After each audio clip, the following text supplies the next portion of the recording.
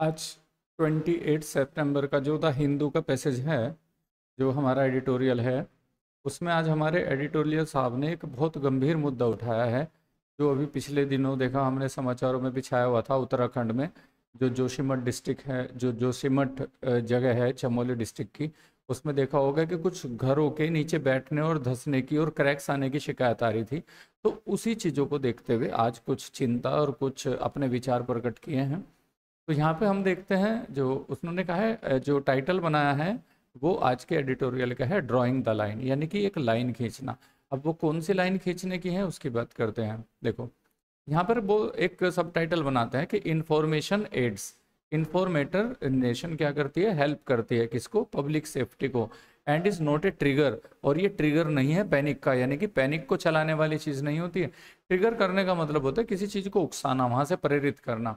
तो इसमें क्या हुआ था कि जो उत्तराखंड गवर्नमेंट थी, उसने जो वहाँ पे उस शिकायत की जांच की, जो घर वगैरह धंसने की शिकायत आ रही थी वहाँ पे, तो उसको जो इन्फॉर्मेशन थी वो पब्लिक डोमेन में डालने के लिए स्ट्रिक्ट ऑर्डर किए थे।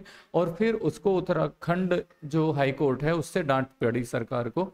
तो तब उन्होंने उस चीज़ के बारे में कहा है कि इन्फॉर्मेशन क्या करती है, वो पब्लिक सेफ्टी को ऐड करती है, ना कि वो एक ट्रिगर फॉर पैनिक होता है, यानी कि हड़बड़ी क्रिएट करने के लिए, घबराहट पैदा करने वाली चीज़ नहीं होती है। तो ये शुरुआत करते हैं कि the year began, past indefinite subject verb की second form.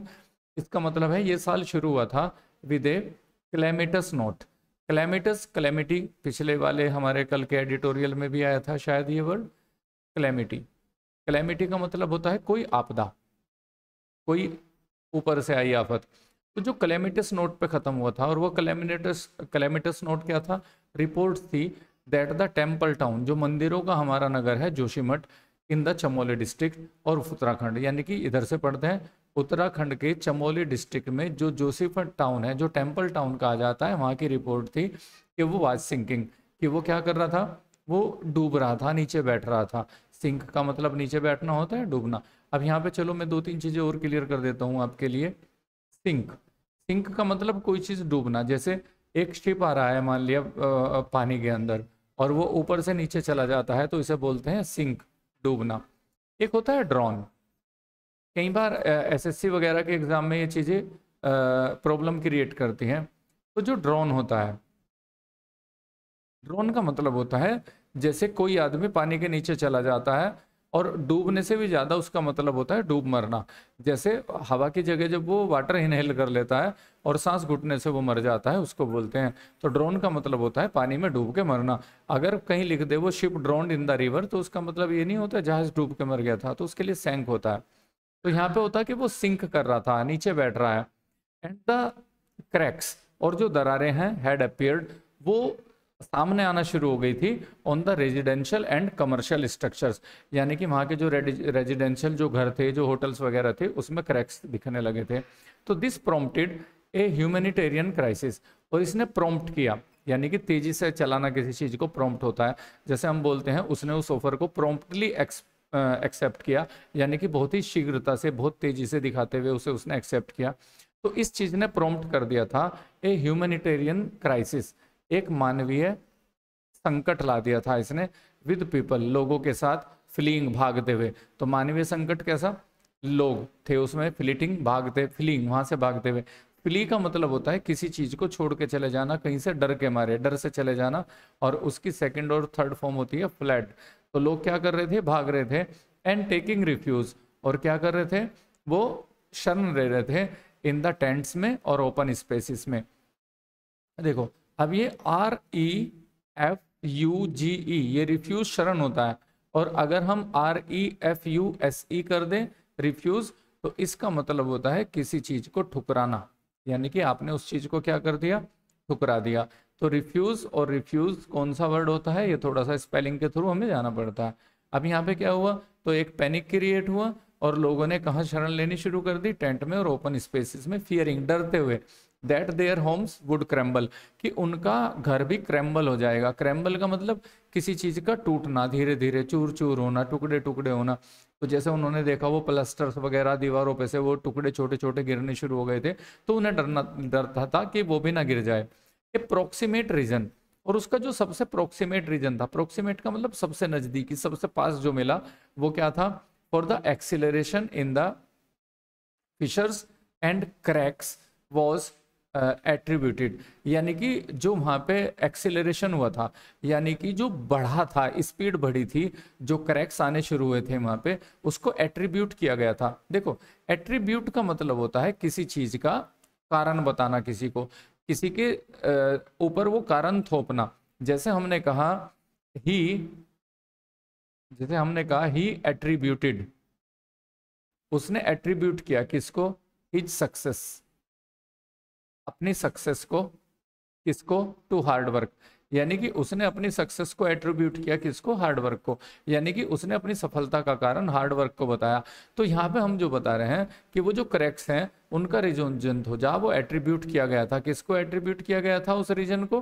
To the tunnelling activity, जो वहाँ पे सुरंग बनाने की जो एक्टिविटी हो रही थी from the Tapovan Vishnughat power project के लिए, यानी कि कोई वो हाइडल पावर प्रोजेक्ट लग रहा था और उसके लिए जो टनल बनाई जा रही थी, तपोवन विष्णुघाट पावर प्रोजेक्ट जो था उसको जिम्मेदार ठहराया। और पावर प्रोजेक्ट क्या था?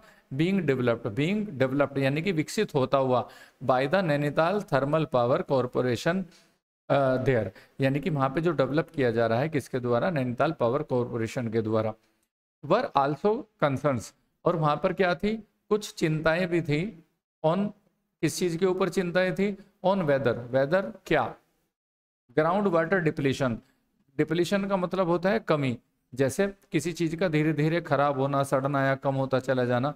तो जो ग्राउंड वाटर डिप्लीशन है, और इंक्रीज अर्बनाइजेशन, और जो बढ़ता हुआ अर्बनाइजेशन है, अर्बनाइजेशन का मतलब होता है शहरीकरण, कि कहीं वहाँ पे आप सड़कें चौड़ी कर रहे हो, कहीं टनल बना रहे हो रास्तों को नज़दीक करने के लिए, कहीं होटल्स बन रहे हैं, तो शहरीकरण जो हो रहा है दैट एनकरेज्ड, और उस चीज़ ने क्या कर दिया था? एनकरेज कर दिया था फॉल्टी कंस्ट्रक्शन को, यानी कि जो अंधाधुंध बेतरतीब शहरीकरण हो रहा था उसने फॉल्टी कंस्ट्रक्शन का, दोषपूर्ण कंस्ट्रक्शन को वहाँ पे बढ़ावा दिया, यानी कि जो हिल पे जो कंस्ट्रक्शन होना चाहिए उसके नॉर्म्स को पूरी तरह से फॉलो नहीं करता था, और बहुत जल्दी चीज़ों को कमर्शलाइज और पैसा कमाने के लिए उसकी तरफ ध्यान दिए बिना कंस्ट्रक्शन कर दिए गए। Had reached to a point, और ये चीज़ जो थी वो एक ऐसे पॉइंट पर पहुंच चुकी थी फ्रॉम विच, जहां से डिजास्टर हैड बिकम इनएविटेबल, जहां से इस तरह का डिजास्टर था वो इनएविटेबल हो चुका था। और इनएविटेबल का मतलब होता है अटल, जिसे टाला ना जा सके, जिसे हिंदी में कहते हैं अपरिहार्य, जिसका आप परिहार नहीं कर सकते हो। परिहार का मतलब उसे छोड़ना, बचना, तो वो अपरिहार्य हो जाता है, यानी कि अब आपदा जो थी वो निश्चित रूप से लाजमी हो चुकी थी इस सब के कारण। तो फिर क्या करते हैं? टू एड्रेस ऑल दीज, इस सब को एड्रेस करने के लिए, यानी कि सबको सुधारने के लिए, ठीक करने के लिए, the Uttarakhand state disaster management authority, यानी कि उत्तराखंड की जो डिजास्टर मैनेजमेंट अथॉरिटी है उसने क्या किया था? हेड कमीशन किया था, यानी कि साथ में लगाया था आपने किसको? 8 रेप्यूटेड इंस्टीट्यूशंस, 8 प्रतिष्ठित संस्थाओं को, कहीं के लिए? स्टडी करने के लिए, किसको? द लैंड सब्सिडेंस जो हो रहा था, यानी कि लैंड सब्सिडेंस का मतलब जो वहां पे धरती नीचे धस रही थी उसके लिए, जो लैंड सब्सिडेंस फिनोमिनन देखने को आ रहा था। फिनोमिनन का मतलब होता है कोई प्रक्रिया, कोई कार्य विधि जो होती है। जैसे हमने कहा ये बाढ़, भूकंप जो आते हैं ये क्या होते हैं? All these thing are the phenomena of nature. Phenomena, अब फिनोमिना जो होते हैं वो सिंगुलर नाउन होती है, फिनोमिनन सॉरी सिंगुलर नाउन होती है जो यहाँ पे लिखा है, और फिनोमिना उसका प्लूरल होता है, इसको ये प्लूरल वर्ब होती है फिनोमिना। तो यहाँ पे क्या होता है कि ये जो फिनोमिना नजर आ रहा था वहां पे धरती के धंसने का, इसको स्टडी करने के लिए उन्होंने 8 रेप्यूटेड इंस्टीट्यूटों को अपने पास जोड़ा था फ्रॉम मल्टीपल एजेंसीज। और कहाँ से आए थे वो? मल्टीपल एंगल्स, यानी कि उस फिनोमिना को स्टडी करने के लिए अलग अलग कोणों से। सरप्राइजिंगली, आश्चर्य की बात है, इट यानी कि उत्तराखंड गवर्नमेंट ने क्या किया था? बैंड कर दिया था पब्लिक डिसिमिनेशन। डिसिमिनेशन का मतलब होता है किसी चीज को बांटना, तो पब्लिक का जो डिसिमिनेशन था, उपलब्ध कराना था, बांटना था ऑफ इंफॉर्मेशन को फ्रॉम साइंटिस्ट, उन वैज्ञानिकों से इन्वॉल्व जो इन्वॉल्व थे विद द इंस्टीट्यूशंस, और किसके ऊपर? On the grounds, in grounds पर जो इन ग्राउंड्स पर थे, दैट जो साइंटिस्ट जो थे, जो इन्वॉल्व थे इन इंस्टीट्यूशंस में, इस ग्राउंड पर, that satellite imagery pictures from, कि जो सैटेलाइट इमेजरी पिक्चर थी from Indian and international sources से जो ली गई थी, ऑफ द सब सरफेस। सब सरफेस का मतलब जो धरती की परत के नीचे वाली जो स्थिति है उसको देखने के लिए उत्तराखंड में, वर एग्रेवेटेड। एग्रेवेटेड का मतलब होता है बढ़ाना। उसने बढ़ा दिया था किसको? पैनिक को, यानी कि हड़बड़ी को। And that information was to be shared, और ये इंफॉर्मेशन शेयर होनी थी। वॉज यानी कि इंफॉर्मेशन थी, टू बी होने के लिए शेयर की हुई, किसको? Only after it was cleared, उसके बाद ये क्लियर हो जाता बाय द सेंटर। तो उन्होंने बैन कर दिया और उन्होंने कहा था कि ये इंफॉर्मेशन तब आनी थी जब ये क्लियर हो जाता सेंटर की तरफ से। तो the net result of this is that, इसका जो एक मेन जो मतलब फाइनल इसका जो रिजल्ट है वो ये है कि despite reports of all institutions, कि इसके बावजूद कि सारे के सारे इंस्टीट्यूशंस की रिपोर्ट जो थी वो अवेलेबल थी फॉर मंथ, महीनों से, फिर भी it took a strong rebuke, फिर भी उसे एक बहुत कड़ी डांट फटकार लगी। रिब्यूक का मतलब होता है डांट। From the high court of Uttarakhand last week Uttarakhand के हाई कोर्ट से, फॉर द स्टेट ऑथोरिटीज के लिए, to make this information public, के वो इस इंफॉर्मेशन को पब्लिक बनाए। दो दीज रिपोर्ट्स आर टेक्निकल, यद्यपि ये रिपोर्ट्स जो हैं टेक्निकल हैं, दे रेटरेटेड, रेटरेट का मतलब होता है दोहराना, किसी चीज को बार बार कहना। तो उन्होंने कहा कि ये जो टेक्निकल रिपोर्ट थी इसमें दोहराया गया था, किस चीज को दोहराया गया था? व्हाट हैज बीन नोन, कि जो पहले ही पता है, about the risky underlying infrastructure development, कि जो रिस्क हैं अंडरलाइन जो छिपे हैं किसमें? इंफ्रास्ट्रक्चर डेवलपमेंट में उत्तराखंड के। तो इसमें उसी चीज को उन्होंने दोहराया था।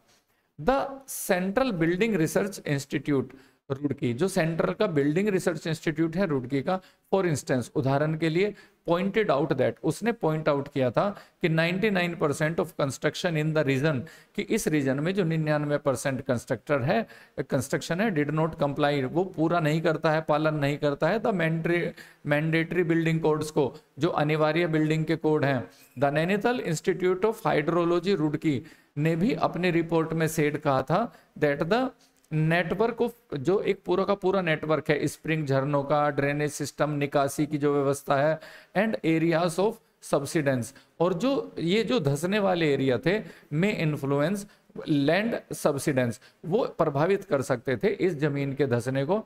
And there was a need to monitor them, और